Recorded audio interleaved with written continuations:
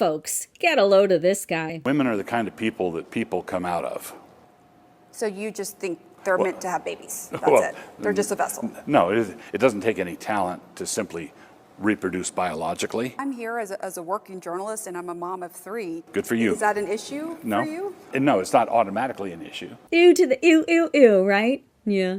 It's always the most repulsive schneedles who want to game the system to force women to submit, because that's their only shot in hell at landing a woman at all. When a man says women shouldn't be allowed to lead, vote, or hold authority, that's not strength. That's a psychological profile in fragility.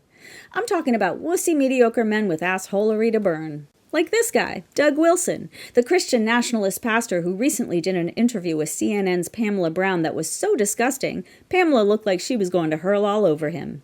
Also like Pete Hegseth, who reposted the part of the interview in which Wilson criticized a woman's right to vote. Yeah, the same Pete Hegseth who was fired from several jobs for nefarious deeds and paid off a sexual assault claim. The same serial cheating alleged alcoholic who shared classified war plans with his buddies so he could look cool. Wilson happens to be Pete's pastor, and boy, isn't that a match made in heaven. Well, guess what, folks? The psychology of these baby men is a dime a dozen. Research on authoritarian personalities show these kinds of men often come from rigid and punitive childhood environments. Essentially, they were so controlled as kids that they became desperate for dominance later in life. Of course, being utterly mediocre, they learned to hold power over others through intimidation, not merit. Add in attachment theory and it gets uglier. Emotional neglect, inconsistent caregiving, and abuse can produce adults who see relationships as zero-sum power struggles. Studies link these early traumas to narcissistic personality traits, grandiosity masking insecurity, hypersensitivity to criticism, and a compulsive need to control others to regulate their own sad, mad feelings. In other words, the Pete Hegseths and Doug Wilsons of the world are messed up men.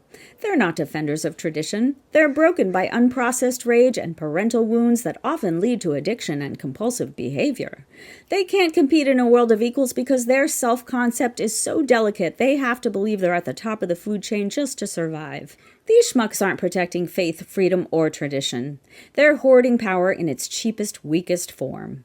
And the truth is, the world doesn't need them to be in charge. It just needs them to STFU and get out of the way.